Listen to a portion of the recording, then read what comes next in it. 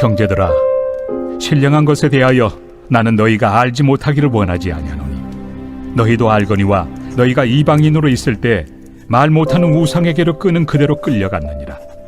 그러므로 내가 너희에게 알리노니 하나님의 영으로 말하는 자는 누구든지 예수를 저주할 자라 하지 아니하고 또 성령으로 아니하고는 누구든지 예수를 주시라 할 수 없느니라. 은사는 여러 가지나 성령은 같고 직분은 여러 가지나 주는 같으며 또 사역은 여러 가지나 모든 것을 모든 사람 가운데서 이루시는 하나님은 같으니 각 사람에게 성령을 나타내심은 유익하게 하려 하심이라. 어떤 사람에게는 성령으로 말미암아 지혜의 말씀을, 어떤 사람에게는 같은 성령을 따라 지식의 말씀을, 다른 사람에게는 같은 성령으로 믿음을, 어떤 사람에게는 한 성령으로 병 고치는 은사를, 어떤 사람에게는 능력 행함을, 어떤 사람에게는 예언함을, 어떤 사람에게는 영들 분별함을, 다른 사람에게는 각종 방언 말함을, 어떤 사람에게는 방언들 통역함을 주시나니 이 모든 일은 같은 한 성령이 행하사 그의 뜻대로 각 사람에게 나누어 주시는 것이니라. 바울은 계속해서 예배와 관련된 질문들을 다룹니다. 본문은 그 중에 영적인 은사에 관한 이야기를 담고 있습니다. 앞서 복장이나 성찬의 문제는 비교적 짧게 다루었지만 영적 은사에 관해서는 12장에서부터 14장까지 상당한 분량을 할애하면서 설명하고 있습니다. 은사에 관한 지식이 그만큼 중요하기 때문일 것입니다. 3절은 성령으로 아니하고는 누구든지 예수를 주시라고 할 수 없다라고 말하고 있습니다. 우리의 고백은 어떠합니까?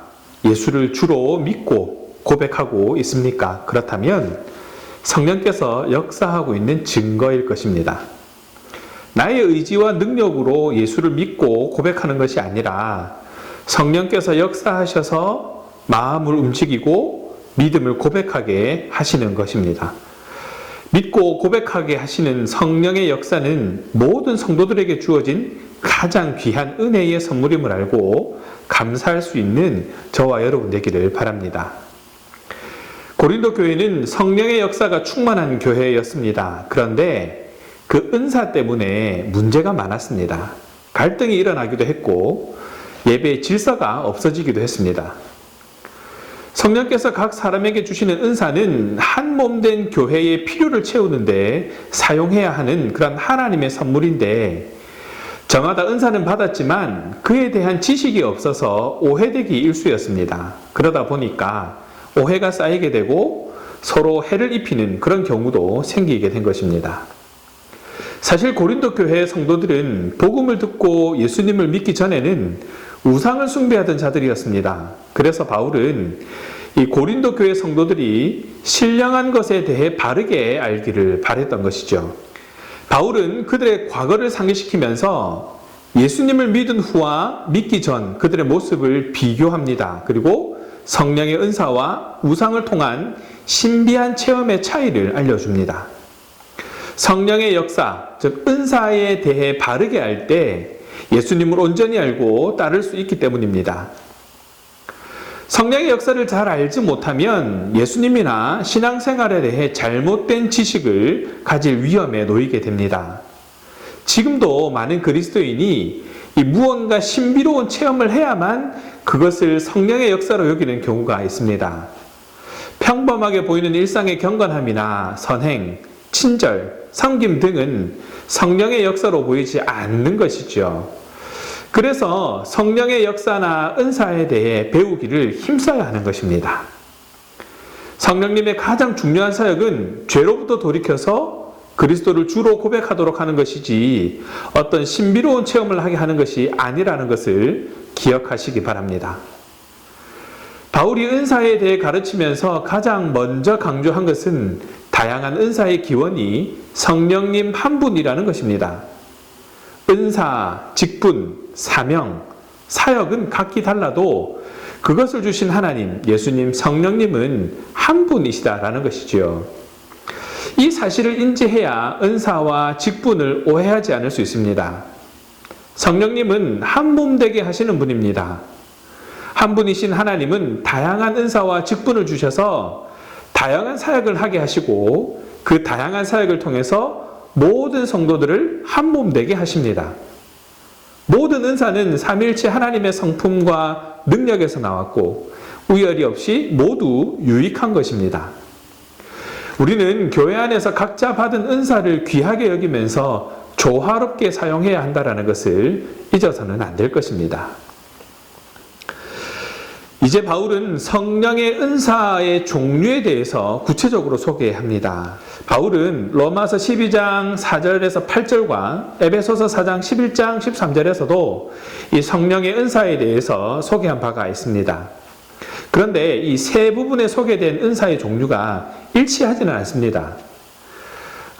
바울은 각 교회의 상황에 따라 중요하게 여겨진 은사들을 나열했기 때문이다 라고 볼 수 있는데, 그러면서 오늘 본문에서는 한 가지를 다시 한번 강조하는 것을 볼 수 있습니다. 그 다양한 은사들이 같은 성령님에게서 나왔다라는 것입니다. 고린도 교회는 이 진리를 놓쳤기 때문에 무질서했고 분란과 분쟁이 있었던 것입니다. 사랑하는 신앙가족 여러분, 하나님도 한 분이시고 예수님도 한 분이시고 성령님도 한 분이십니다. 교회도 하나여야 하고 하나 되기에 힘써야 합니다. 성령의 은사를 우리가 가진 한계 안에 둘 필요가 없습니다. 우리의 신앙생활과 교회에 유익한 것은 모두 성령의 은사로 여길 수 있어야 합니다.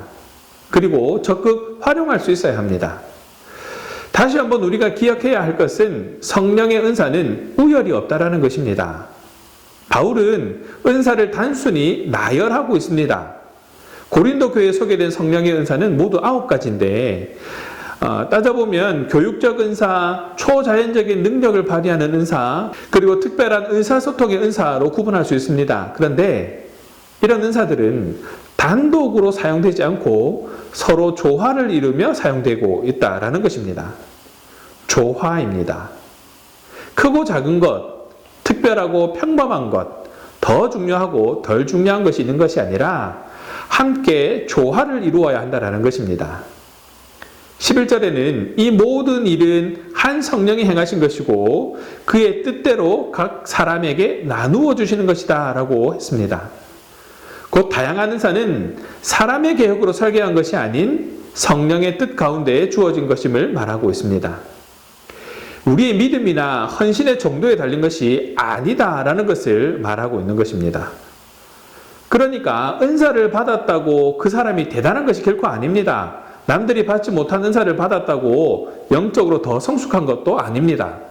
그러니까 누구도 은사를 자랑할 수 없는 것이지요. 자신의 능력이나 업적인 양 자랑할 수 없는 것이 바로 은사입니다. 은사는 성령께서 주권적으로 결정하셔서 주시기 때문에 모든 은사의 가치는 같다라는 것을 기억하시기 바랍니다. 각자 가지고 있는 은사를 잘 사용해서 교회를 아름답게 세워가는 성도가 되어야 할 것입니다. 갈등이나 분열이 아니라 하나됨의 역사를 이루는 하나님의 뜻에 합당한 그런 삶을 살아가는 저와 여러분 되시기를 소원합니다. 말씀을 정리합니다. 성령께서는 예수님이 십자가에서 이루신 구원을 성도들에게 적용하시는 은혜, 즉 믿고 고백하게 하시는 은혜를 주실 뿐만 아니라 믿음으로 살아가는 성도들에게 유익하도록 다양한 은사도 주셨습니다. 은사는 나에게 유익을 주기도 하지만 그보다 사람들에게 유익을 주는 것이어야 합니다. 그래서 은사에는 우열이 없습니다. 모든 사람이 은사를 다 받아야 하는 것도 아닙니다. 또한 특정한 은사가 성령을 받았다는 증거나 구원을 받았다는 증거가 되지도 않습니다. 다만 성령의 역사는 로마서 10장 10절과 13절에서처럼 예수를 믿어 주로 고백하는 것, 그것입니다. 교회 공동체는 여러 사람이 모여 있습니다. 각 사람에게 다양한 은사를 주셨고 각자의 은사에 따라 서로 섬기며 함께 성장하는 곳입니다. 그러므로 교회를 떠나서 혼자 신앙생활하는 것은 성경적 원리라고 보기에는 어렵습니다. 우리는 코로나 시대를 지나면서 온라인으로 예배하는 대안을 발견하고 활용했습니다. 그러다 보니 어느새 익숙해진 모습도 발견할 수 있습니다. 그러나 섬길 기회가 없었습니다. 은사를 활용할 곳이 없었습니다. 그래서 우리 마음 한켠에 아쉬움과 공허함이 있었던 것이 바로 그 때문일 것입니다. 각 사람에게 주신 다양한 은사를 통해서 교회는 하나님의 영광을 위한 큰 일도 할 수 있습니다. 모든 성도는 자신에게 주신 은사를 알고 주님을 섬겨야 합니다. 성령은 예수를 주로 고백하는 성도 한 사람 한 사람에게 그의 뜻대로 적합한 은사를 주셔서 주님을 섬기게 하십니다. 그것이 영광되는 일입니다. 그리고 하나님께서 의도하시는 합당한 열매를 맺는 그러한 삶을 살아갈 수 있게 된다는 것을 기억하시기 바랍니다. 오늘 저와 여러분에게 깨닫게 하신 그 은혜로 삶의 방향을 다시 한번 점검해 보시기 바랍니다. 나에게 주신 은사는 무엇인가? 내가 발견하지 못한 은사는 무엇인가? 내가 하나님께 지금보다 더 할 수 있는 일은 무엇인가? 기도하겠습니다.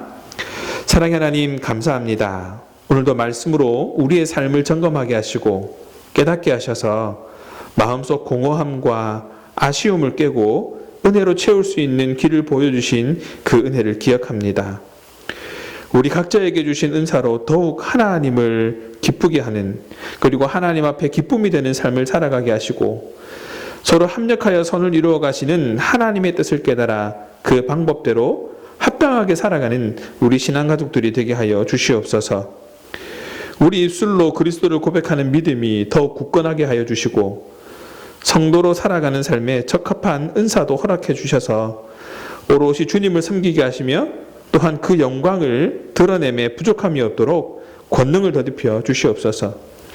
우리에게 성령의 능력과 은사를 허락하셔서 성도로 삶을 살아가게 하신 그 은혜를 붙잡고 살아가게 하시고 그리스도의 몸된 교회를 섬기고 교회를 세우고 하나님을 자랑함에 부족함이 없도록 인도하여 주시옵소서. 감사합니다, 주님. 우리 주 예수 그리스도 이름으로 기도합니다. 아멘.